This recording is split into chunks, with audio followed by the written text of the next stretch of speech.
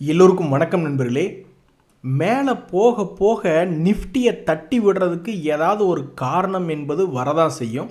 So சமீபத்தில் 2000 பாயிண்ட்களுக்கு மேலே ஏறி வந்திருக்கக்கூடிய நிஃப்டி ஒரு மிக முக்கியமான ஒரு டேர்னிங் பாயிண்டில் இருக்குது. இங்கேருந்து மேலே தூக்கி விட போகிறாங்களா அல்லது கீழே கொண்டு வருவாங்களா அப்படின்றது தெரியாது. பட் பெரிய பெரிய அக்கௌண்ட் வச்சுருக்கிறவங்கெல்லாம் கண்டிப்பாக ஹெட்ஜிங் அப்படின்றது பண்ணிக்குவாங்க. ஏன் அப்படின்னா, உங்களுக்கு ஞாபகம் இருக்குல்ல, போன மாதமெல்லாம் சரிவடைந்த பொழுது நம்மளுக்கு எவ்வளவு பயம் இருந்தது. இன்னும் விஷயம் பெருசாக பூதாகரமாக நடந்து மார்க்கெட் இன்னும் பெருசாக சரிவடைஞ்சிருமோன்னு பயந்துக்கிட்டு இருந்தா ஏதோ ஓரளவுக்கு மேல் நோக்கி வந்திருக்கான். அப்போ திடீர்னு இந்த ரெசிஸ்டன்ஸ் பாயிண்ட்லேருந்து மேல் நோக்கி ஏறி சந்தோஷத்தை கொடுக்காம திடீர்னு கீழே விழுந்துட்டானா என்ன பண்ணுறது? அதனால் ஹெட்ஜிங் என்பது பெரிய பெரிய ஆளுகை இந்த நேரத்தில் பண்ணி வச்சுக்குவாங்க. எப்படியோ நண்பர்களே, இன்றைக்கி நிஃப்டி வந்து ஒரு 199 பாயிண்ட் கீழே இறங்கிடுச்சு. அதே மாதிரி சென்செக்ஸும் வந்து 756 பாயிண்ட் என்பது இறங்கியிருக்கு. இன்றைக்கி நிறைய பேர்த்துக்கு லாபம் என்பது ரொம்ப குறைவாக தான் இருக்கும். இந்த சமயத்தில் 4 மிக முக்கியமான தகவல் என்ன அப்படின்னு பார்த்தீங்கன்னா, டிசிஎஸ் ரிசல்ட் வர்றப்போ கூட மார்க்கெட்டை இந்தளவுக்கு அவன் சேதப்படுத்தலை. ஏற வேண்டிய 500 பாயிண்ட் ஏற வேண்டிய மார்க்கெட்டை ஒரு 250 பாயிண்ட் தான் ஏறிச்சு அப்படின்ற மாதிரி ஆயிடுச்சு. ஆனால் இந்த ஹெச்சிஎல் டெக் வந்து மற்ற ஐடி ஸ்டாக்குன்னு இறக்கிவிட்டு இன்றைக்கி மார்க்கெட்டையே கொஞ்சம் சேதாரமாக்கிட்டான். அப்புறம் கண்டிப்பாக நிறைய பேர் இந்த இடத்துல வந்து ப்ராஃபிட் புக் பண்ணிட்டாங்க. ஏன்னா நிறைய பேர் ஸ்மார்ட் மணி கான்செப்டில் மார்க்கெட் சைடுவேஸாக இருந்தால் என்ன பண்ணுறது, சைடுவேஸ்னு என்ன அர்த்தம்னா ஏறினா இறங்கிடும், இறங்கினா ஏறிடும், மறுபடியும் ஏறினா இறங்கிடும். இப்படி இருந்தால் தான் அதுக்கு பேர் சைடுவேஸ் மார்க்கெட். ஒருவேளை எங்கேயாவது உச்சாணி கொம்பு அப்படின்னு நினச்சிக்கிட்டு மார்க்கெட் இறங்கிட்டு என்ன பண்ணுறதுன்னு கொஞ்சம் ப்ராஃபிட் புக் பண்ணிட்டாங்க. நிறைய பேர் புதுசாக பணத்தை போட்டு வாங்கலை. மார்க்கெட்டில் பார்த்தீங்கன்னா, மார்க்கெட் மேலே போய்கிட்டு இருக்கும்போது பிரேக் அவுட் ஆகும்பொழுது மறுபடி புது பணத்தை எடுத்துகிட்டு வந்து கீழே வாங்கி நிறைய பேர் லாக் ஆகிருப்பாங்க. அது வேறு குரூப்பு. ஆனால் மறுபடி மார்க்கெட் ஏறுறதை பார்த்துட்டு புதுசாக பணம் போடக்கூடிய ஆட்கள் நிறைய பேர் வருவாங்க. ஆனால் அதை காணோம். அதனால் மார்க்கெட் ரொம்ப எச்சரிக்கையாக இருக்குது. அதுவும் இல்லாமல் கடைசி ஒரு 1.5 மாதமாகவே இந்த காரணம் இருந்துக்கிட்டே தான் இருக்குது. ஈரானுக்கும் அமெரிக்காவுக்கு இடையில் இருக்கக்கூடிய இந்த சண்டையினால் நம்மளுடைய மார்க்கெட் இன்றைக்கி 199 பாயிண்ட் ஆகிடுச்சு. ஆக மொத்தம் ஒரு விஷயம் ரொம்ப முக்கியம். பல்வேறு ஸ்மார்ட் மணி கான்செப்டுக்காரங்க கொஞ்சோண்டு லாபத்தை பார்ஷியல் ப்ராஃபிட் புக் பண்ணியிருப்பாங்க அல்லது ஹெட்ஜிங் போட்டு அவங்களுடைய பொசிஷனை காப்பாற்றி வச்சுக்குவாங்க. ஆனால் எப்படி பார்த்தாலும் இன்னும் ரிசல்ட் சீசன் முடியறதுக்கு இன்னும் 1 மாதம் இருக்குது. அதனால் தனிப்பட்ட பங்குகள் ஏறுவதை பறந்துட்டு போகிறத யார் நினச்சாலும் தடுக்க முடியாது. ஒரு உதாரணத்துக்கு பார்த்தீங்கன்னா, இந்த ரிசல்ட் சீசன் 1 மாதம் கணக்கு வச்சுங்க. 1 மாதத்தில் ரிசல்ட் வர்றதுக்கு 10 நாள் இருந்தாலும் சரி, ரிசல்ட் வந்து 10 நாள் ஆனாலும் சரி, இந்த ரிசல்ட் சீசனில் இந்த 1 மாத பீரியடில் எவ்வளவு ஏறுறாங்க அப்படின்றதான் கணக்கு. அந்த வகையில் இன்றைக்கி 2 மிக முக்கியமான பங்குகள் ஐஆர்இடி அவங்களுடைய செக்டரில் வந்து பெரிய ஆள் தான் இருந்தாலும் ரொம்ப காலமாகவே ஏறாமையே இருந்தது. 300 ரூபாயிலிருந்து கடும் சரிவடைஞ்சு 100 ரூபாயில் ட்ரேட் ஆகிட்டு இருந்தது. கடைசியில் பார்த்தா ரொம்ப நாள் கழித்து இப்போ 100 ரூபாயிலிருந்து ஒரு 40% பக்கம் ஏறி 200 டேஸ் மூவிங் ஆவரேஜ் அப்படின்றத தாண்டி இருக்குது. இது தொடருமா இல்லையா அப்படின்ற பொறுத்து இருந்தால் பார்க்கணும். 2025 இதே மாதிரி 200 டேஸ் மூவிங் ஆவரேஜ் தாண்டினப்போ அவனால் நிற்க முடியல. அதுக்கப்புறமே ஒரு 50% இறக்கி விட்டாங்க. ஆக மொத்தம் 300 ரூபாயில் இறங்கி 80 ரூபா வரைக்கும் போன பங்கு தற்போது 140 ட்ரேட் ஆகிக்கிட்டு இருக்குது. 100 ரூபா வரை போன பங்கு 140 ட்ரேட் ஆகிக்கிட்டு இருக்குது. அதே மாதிரி இந்த அதானி எனர்ஜி சொல்யூஷன்ஸுக்கு பார்த்தீங்களா நண்பர்களே, லக்கு. அவன் ஒரு பிரச்சனையில் மாட்டினதுக்கப்புறம் அவனை பற்றிய இந்த ஹிண்டன்பர்க்லேருந்து வந்த பல்வேறு செய்திகளுக்கு பிறகு அவனால் ஏறவே முடியல. சைட்வேஸ் மார்க்கெட்டாக இருந்தான். ஏறினா இறங்கிடுவான், மறுபடியும் இறங்கினா ஏறுவான், இப்படியே தான் இருந்தான். அவனுக்கு ஒரு பிரேக் அவுட் என்பது சமீபத்தில் கிடைக்கவே இல்லை. இப்படி இருக்கக்கூடிய நேரத்தில் இவனுக்கு நல்ல வசமாக சிக்கினது தான் இந்த வார் சம்பந்தப்பட்ட தகவல். அப்போ அந்த எனர்ஜி ரிலேட்டடான பல்வேறு பங்குகள் ஏறினாங்க. அதில் இவனும் ராக்கெட் மாதிரி ஏறிட்டான். நான் கூட எதிர்பார்த்துக்கிட்டு இருந்தேன், இந்த எலெக்ஷன் சமயத்தில் கண்டிப்பாக ஏதாவது அதானி சம்மந்தப்பட்ட தகவல் ஏதாவது வரும் அப்படின்ற மாதிரி நான் பார்த்துக்கிட்டு இருந்தேன். எந்த தகவலுமே பெருசாக வரல. எங்கேயாவது வாஷிங்டன் சந்துக்குள்ளே உட்காந்து என்னத்தையாவது எழுதி விடுவாங்களான்னு தான் நானும் பார்த்துக்கிட்டு இருந்தேன். நல்ல வேலை அந்த மாதிரி எதுவும் வரல. அதை சாதகமாக்கிக்கிட்டு இந்த அதானி எனர்ஜி அப்படின்ற பங்கு 800 ரூபாயிலிருந்து இன்றைக்கி 1350 ரூபாயில் வந்து ட்ரேட் ஆகிக்கிட்டு இருக்குது. அதானி வேறு அம்பானியவே பீட் பண்ணி நம்ம இந்திய லெவலில் பெரிய பணக்காரர் ஆகிட்டார். நண்பர்களே, இன்றைக்கி மார்க்கெட்டில் ஹெச்சிஎல் டெக்னுடைய வீழ்ச்சி தான் பெரிய செய்தினா, அதை விடவும் இன்னொரு பெரிய செய்தி என்பது வந்திருக்கு. அதாவது ட்ரெண்ட் என்பது டாடா குரூப்பினுடைய பங்கு மிகப்பெரிய ஒரு லாபத்தை சம்பாரித்து கொடுத்த பங்கு. டைட்டனோட இந்த அளவுக்கு சம்பாரிச்சு தரல. ட்ரெண்ட் மிகவும் பெரிய லாபத்தை சம்பாரித்து கொடுத்த பங்கு. அதுக்கப்புறம் வந்து மார்க்கெட் விழுக ஆரம்பிச்சுன்னு எல்லாம் பயந்துட்டாங்க. என்னடா திடீர்னு காசு ரொம்ப அதிகமாக கொடுத்து வாங்கிட்டு இருக்க மாட்டிருக்கு அப்படின்னு மார்க்கெட்டில் அதனுடைய டிமாண்டு போயிடுச்சு. எல்லாம் விற்று தள்ளிட்டாங்க. அதுக்கப்புறம் பார்த்தா 8,000 ரூபாயிலிருந்து வெறும் 3,000 வரைக்கும் போன இந்த பங்கு இப்போ ஆச்சரியப்படுத்தும் வரையில் ஆல்மோஸ்ட் 50% ஏறிட்டான். சமீபத்தில் இருந்த விலை லோயஸ்ட் பாயிண்ட்டுன்னு பார்த்தீங்கன்னா 3,300, இப்போ 37% மொத்தமாக ஏறி என்ன ஒரு செய்தியில் வந்திருக்குன்னா கரெக்டாக ஒரு ட்ரிகர் பாயிண்ட்டை வந்து நிற்கிது, ஒரு சென்டர் பாயிண்டில் வந்து நிற்கிது. மறுபடி பழைய இடத்துக்கே திரும்பி போகிற மாதிரி இருந்தாலும் 30% இறங்கணும், அல்லது அவனுடைய பழைய உச்சி போகிற மாதிரி இருந்தால் அது 100% ஏறணும். 8,000 தாண்டுற மாதிரி இருந்தால் 100% ஏறணும். ஸோ சென்டர் பாயிண்டில் வந்து இருக்கக்கூடிய இந்த ட்ரெண்டில் என்ன ஒரு அற்புதமான தகவல் வருதுன்னா, முதல் முறையாக the first time ever bonus அப்படின்றது கொடுக்குறாங்க. ஸோ ஒரு ஸ்டாக் வச்சுருந்தா எவ்வளவு போனஸ் கொடுக்கும் அப்படின்னு பார்த்தீங்கன்னா ஒன்றும் கிடைக்காது. 1:2 ரேஷியோ அப்படின்றதுனால 2 ஷேர் வச்சுருந்தா ஒரு ஷேர் கிடைக்கும். சப்போஸ் வெறும் ஒரு ஷேர் மட்டும் வச்சுருக்கிறவங்களுக்கு அது ஏதாவது கேஷ் ஆக்கி செட்டில்மெண்ட் பண்ணுறாங்களா என்ன ஏதுன்றது பார்க்கணும். ஸோ இனிமேல் ட்ரெண்டினுடைய ப்ரைஸ் மூமெண்ட்டில் பெருசாக ஏற்றமோ இறக்கமோ வந்துக்கிட்டு இருந்தது அடுத்த சில மாதங்களுக்கு சில வாரங்களுக்கு அப்படின்னா அதுக்கு ஒரே காரணம் இந்த போனஸ் ஷேர் பற்றிய அறிவிப்பு தான். ஏன்னா இனி இதுக்கப்புறம் வந்து ஷேர் ஹோல்டர்ஸ் அப்ரூவ் பண்ணணும், ரெக்கார்ட் டேட் வேணும், அதுக்கப்புறம் அலாட்மெண்ட் வரணும்னு வரிசையாக சில நாட்கள் ஆகும். தற்போதைக்கு டாடா மோட்டர்னுடைய டீமெர்ஜர் பெருசாக எடுபடலை. டாடா மோட்டர் கமர்ஷியல் வெஹிக்கிள் நல்லா சம்பாரிச்சு கொடுத்துட்டா, ஆனால் டாடா மோட்டர் பேசஞ்சர் வெஹிக்கிள் பெருசாக சம்பாரிச்சு கொடுக்கல. இனி இந்த விஷயம் என்ன ஆக போகுதுன்னு பொறுத்து இருந்து பார்ப்போம்.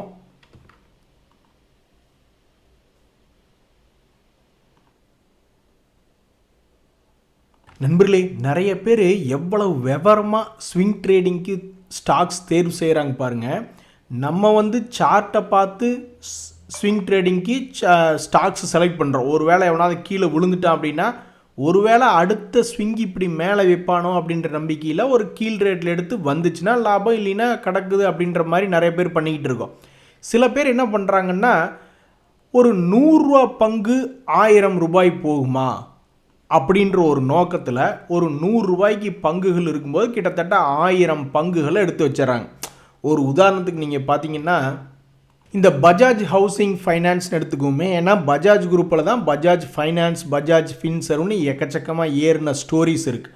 அதனால் இந்த பஜாஜ் ஹவுசிங் ஃபைனான்ஸ்னு எடுத்து வச்சா கூட இன்றைய தேதியில் அது 91 ரூபா இருக்குது. அவனுடைய பழைய ஹையை முதல்ல திருப்பி பிடிக்கிறானா அப்படின்றதே நம்மளுக்கு தெரியாது. அதுக்கப்புறம் இவன் மறுபடியும் 1000 போவானா அப்படின்றது நம்மளுக்கு தெரியாது. ஆனாலும் அந்த பசங்க வந்து இந்த மாதிரி தைரியமாக 1000 பங்குகள் அப்படின்ற மாதிரி 100 ரூபாய் ரேஞ்சில் பிடிச்சி வச்சிடுறாங்க. அப்புறம் அது 1000 போகும் பொழுது லட்சாதிபதி அப்படின்ற மாதிரி ஆகுறாங்க. ஸோ அது மாதிரி 100 ரூபாயிலிருந்து 1000 ரூபாய் வரைக்கும் கடைசியாக போன பங்கு எது அப்படின்றது எனக்கு தெரில. ஆனால் ரீசெண்டாக 100 ரூபாயிலிருந்து மேல் நோக்கி நகர்ந்த 2 பங்குகளை பார்க்கலாம். ஒன்று ஐஓசி, இன்னொன்று பிஇஎல், இன்னொன்று பிஹெச்இஎல். ஃபர்ஸ்ட் ஆஃப் ஆல் இதுக்கே நம்மளால் பொறுமையாக உட்காந்துருக்க முடியுமா என்னன்றது தெரில. 2022 50 ரூபாய் இருந்த பங்கு இப்போ 180 ரூபாய்ன்னு வந்திருக்கு. 50 ரூபாயிலிருந்து அப்போ 50 ரூபா ஸ்டாக்குனா ஒரு கிட்டத்தட்ட 2000 பங்குகள்னு வச்சுக்கோங்களேன். அப்போ 2000 பங்குகள் இப்போ கையில் இருக்குது, 200 ரூபாய்க்கு இருக்குது அப்படின்னா 4 லட்ச ரூபா ஆச்சு. ஆனால் இன்னும் அது எந்த காலத்தில் 500 ரூபாய்க்கு போய் சேரும்னு தெரியாது. அதே மாதிரி இவ்வளவு காலம் யாரால் பொறுமையாக இருந்து பார்க்க முடியுன்றது ரொம்பவுமே ரேர்.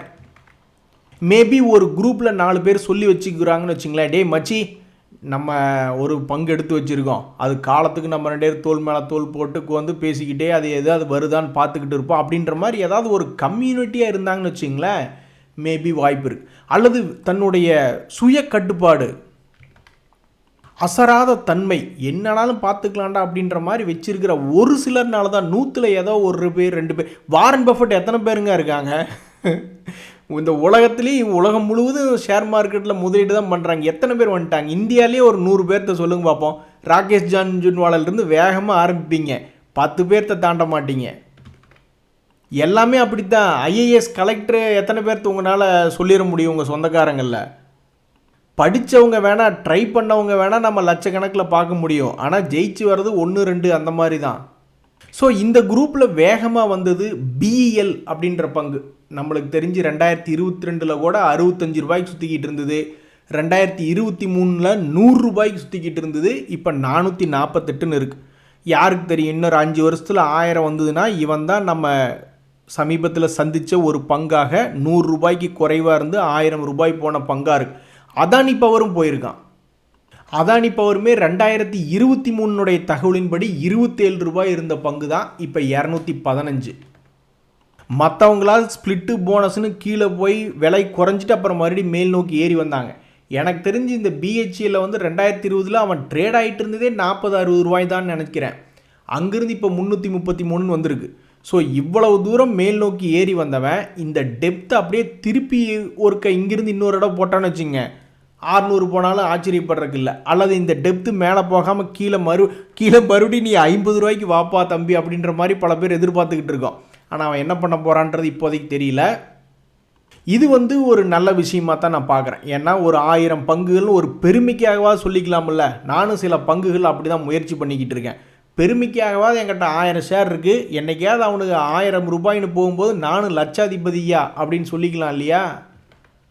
இந்த சமயத்தில் அதே மாதிரி ஒரு 100 ரூபாய் பக்கத்தில் ட்ரேட் ஆகி கொண்டிருக்கக்கூடிய பங்கு, கோவிட் சமயத்திலாம் ஒரு 27 ரூபாய் அப்படின்ற மாதிரி காமிச்சு கொண்டிருந்த பங்கு தற்போது 130 ரூபாயில் ட்ரேட் ஆகிட்டு இருக்கு.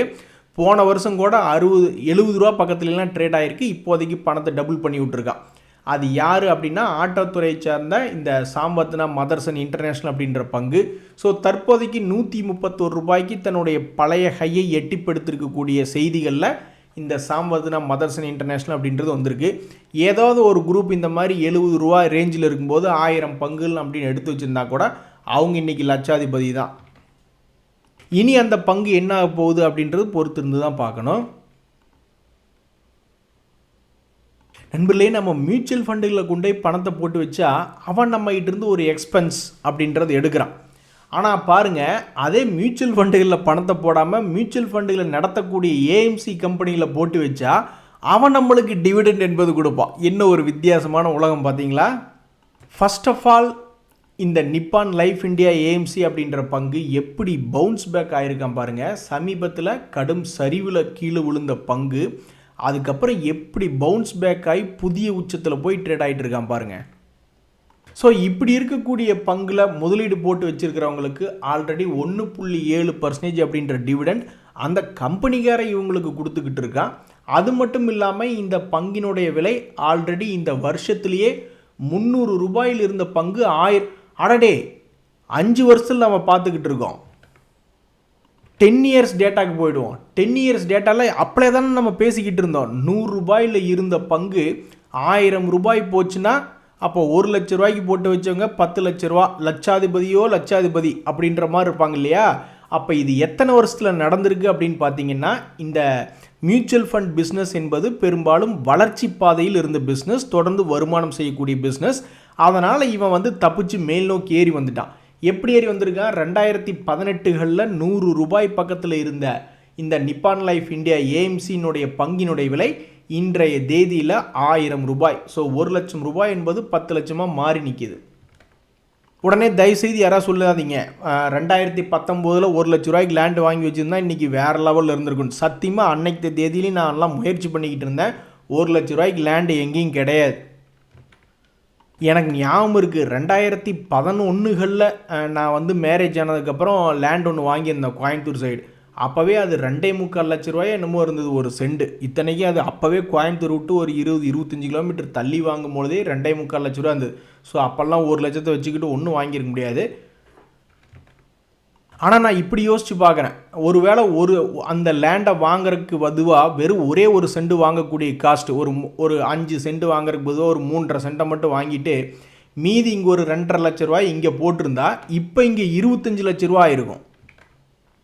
இப்போ இந்த பணத்தை வச்சுக்கிட்டு இன்னும் ஒரு 10 கிலோமீட்டர் தள்ளி போய் மேபி ஒரு 2.5 சென்ட் வாங்கிக்கூடிய தகுதி தான் இந்த 25 லட்ச ரூபாய்க்கு இருக்குது. அப்படி இல்லைனாலும் இந்த 25 லட்ச ரூபாய் வச்சுக்கிட்டு 3.5 சென்ட்டில் வீட்டை கட்டிட்டு போயிடலாம். ஸோ உண்மையிலேயே அந்த ஸ்விங் ட்ரேடிங் கான்செப்டில் சார்ட்டை வச்சு பார்க்காம 100 ரூபாயில் இருக்கக்கூடிய விலை 1000 ரூபாய்கள் ஒரு 10 வருஷத்துக்குள்ளே போனால் கூட போதுமே அப்படின்ற மாதிரி என்ட்ராகிறவங்கெல்லாம் உண்மையிலேயே ஸ்மார்ட் பாய்ஸ். அதுலேயும் வந்து மியூச்சுவல் ஃபண்டுகளில் பணத்தை போட்டால் அவன் நம்மகிட்டேருந்து பணத்தை எடுத்துக்குவான் எக்ஸ்பென்ஸ் ரேஷியோன்னு சொல்லிட்டு. ஆனால் அவங்ககிட்டருந்தே நம்ம டிவிடெண்ட் மூலியமாக பணத்தை வாங்கிட்டு அவன் மூலியமாகவே 100 ரூபா பங்கு 1000 ரூபா பண்ணி விட்டா உண்மையிலேயே நம்ம திறமசாலிக்கு தான். ஆனால் நானெல்லாம் ஒரு வேளை 1000 ஷேர் வாங்கியிருந்தேன்னா கண்டிப்பாக இந்த நிப்பான் லைஃப்பை விற்க மாட்டேன். ஏன்னா 1.7% இப்போ இருக்கக்கூடிய வேல்யூக்கு டிவிடெண்ட் ஈல்டு வருதுன்னா அப்போ கண்டிப்பாக அப்போ போட்டிருக்க பணத்துக்கு பக்கத்தில் ஒரு 0 சேர்த்திக்க வேண்டியது. ஏன்னா அப்போ 17% வரும் டிவிடெண்ட் ஈல்டு மட்டுமே. அதுவும் இல்லாமல் நான் தான் ஒரு பெருமையை வச்சுக்கணும்னு ஆசைப்பட்றேனே, ஏதாவது ஒரு பங்கில் ஒரு 1000 குவான்டிட்டி இருக்கணும். நண்பர்களே, நான் இன்னொரு விஷயம் பார்க்க ஆசைப்பட்றேன். அதாவது இந்த மியூச்சுவல் ஃபண்டுகளில் நம்ம பணம் போடுறோம், அவன் இப்போதைக்கு ஒரு 15% ஒரு வருஷத்துக்கு சம்பாரிச்சு தர்றான் அப்படின்ற மாதிரி தான் ஒரு பேசிக் அண்டர்ஸ்டாண்டிங். அப்படி இருக்கக்கூடிய சமயத்தில் ஒருவேளை இந்த நிப்பான் லைஃப் இந்தியா எவ்வளவு CAGR சம்பாரிச்சு கொடுத்தது அப்படின்னு நம்ம பார்க்குறோம்னு வச்சுக்கிங்களேன், அது வந்து பார்த்திங்கன்னா 27% சம்பாரிச்சு கொடுத்துருக்கு கடந்த 5 வருஷத்தில். கடந்த 3 வருஷத்தில் பார்க்கும்போது 65%. ஸோ இவன் நடத்தக்கூடிய மியூச்சுவல் ஃபண்டுகள் கூட இவ்வளவு பர்சன்டேஜ் தரல. ஆனால் மியூச்சுவல் ஃபண்டுகள் நடத்துகிற இந்த கம்பெனியினுடைய CAGR 3 வருஷத்துலேயே பணத்தை டபுள் பண்ணி விட்டு எங்கேயோ போயிருப்பான் இவன். நண்பர்களே, இந்த சமயத்தில் இந்த AU பேங்க் எனக்கு நல்லா ஞாபகம் இருக்குது. இவன் ஒன்று, இந்த ஏஷியன் பெயிண்ட் ஒன்று, ஒரு 2-3 வருஷம் ஒரு குறுகிய லெவலுக்குள்ளேயே ட்ரேட் ஆகி கொண்டு இருந்த பங்குகள். அதுக்கப்புறம் அவன் வந்து அந்த குறுகிய லெவலை உடச்சிட்டு ஏஷியன் பெயிண்ட் கீழே போயிட்டான். இந்த பங்கு வந்து அந்த குறுகிய லெவலை உடச்சிட்டு மேலே போயிட்டான். அதாவது இந்த பங்கு பார்த்திங்கன்னா 2021 இருந்து ஒரு குறிப்பிட்ட லெவலுக்குள்ளேயே ட்ரேட் ஆகி கொண்டு இருந்த ஒரு பங்கு. அதுக்கப்புறம் என்னாச்சு, ஏஷியன் பெயிண்ட்டும் அவனுடைய லெவலை உடச்சி கீழே வந்தான். இந்த AU ஸ்மால் ஃபினான்ஸ் பேங்க்கும் உடச்சி கீழே வந்து ஏஷியன் பெயிண்ட் கீழே தான் ட்ரேட் ஆகிட்டு இருக்கான். ஆனால் இந்த AU ஸ்மால் ஃபினான்ஸ் பேங்க் அப்படியே உள் வாங்கிட்டான். என்ன காரணம்னா, ஃபைனான்ஸ் கம்பெனிகளுக்கு தான் நம்ம மார்க்கெட்டில் எப்போவுமே ஒரு பாசிட்டிவ் பாயிண்ட் அப்படின்றது இருக்கே. அதை வச்சுக்கிட்டு இவன் மட்டும் பிரேக் டவுன் ஆகி கீழே போனவன் அப்படியே உள் வாங்கிட்டான். உள் வாங்கினதுக்கப்புறம் அப்படியே இந்த பேட்டர்னில் மேலே போனவன் இங்கிருந்து இறங்க வேண்டியது தானே. அப்போவும் புதுசாக மறுபடியும் மேல் நோக்கி தொடர்ந்து மேல் நோக்கி ஏறி புதிய உச்சத்தில் இந்த AU ஸ்மால் ஃபினான்ஸ் பேங்க் என்பது ட்ரேட் ஆகிட்டுருக்கு. இதனால் வந்து அதை வச்சுருக்கக்கூடிய பல்வேறு ஷேர் ஹோல்டர்ஸ்க்கு ரொம்ப மகிழ்ச்சி. ஆனால் டிவிடெண்டிங்கு ஒன்றையும் காணோம், வெறும் 0.1% தான். யார் அதை வச்சு அதிகமாக சந்தோஷப்பட்டுக்கிட்டு இருக்காங்கன்னு பார்த்தா நம்மளுடைய பப்ளிக் ரீட்டைலர் கிடையாது. ரீட்டைலர்லாம் ரொம்ப கம்மியாக ஹோல்டு பண்ணிகிட்டு இருக்காங்க. இந்த FIS பசங்க தான் அதிகமாக இந்த AU ஸ்மால் ஃபினான்ஸ் பேங்க்கை வச்சு 37% கையில் வச்சுக்கிட்டு ஜாலியாக இருக்காங்க. சரிங்க நண்பர்களே, மார்க்கெட்டினுடைய செய்திகள் எல்லாமே மிக்சடாக இருக்குது. பல பேர் ஹெட்ஜிங் வச்சுக்கிறதே நல்ல விஷயம் அப்படின்ற மாதிரி நினைப்பாங்க. பார்க்குறதுக்கு ரொம்ப எளிமையான விஷயந்தான். அவன் எப்படி ஒரு 2000 பாயிண்ட் பக்கம் மூவ் ஆகணும், அது மேலேயோ கீழேயோ அப்படின்றது நடக்கும் அப்படின்றது எல்லாருக்குமே தெரிஞ்சுதான் இருந்தாலும் யாருனாலையும் கண்டுபிடிக்க முடியாது. என்னுடைய ஆசை கீழே தான் வரணும். ஏன்னா அப்போ தான் மறுபடியும் இன்னொரு ரவுண்டு போக முடியும். ஆல்ரெடி இந்த வருஷத்தில் பல்வேறு பங்குகள் 30-40% சம்பாரிச்சு கொடுத்துருச்சு. மறுபடியும் கீழே இறங்கிட்டு மறுபடியும் மேலே போனால் மகிழ்ச்சி தானே. இன்றைய தகவல் அனைத்து உங்களுக்கு உதவியாக எனக்கு மகிழ்ச்சி தான். ரொம்ப நன்றி, வணக்கம்.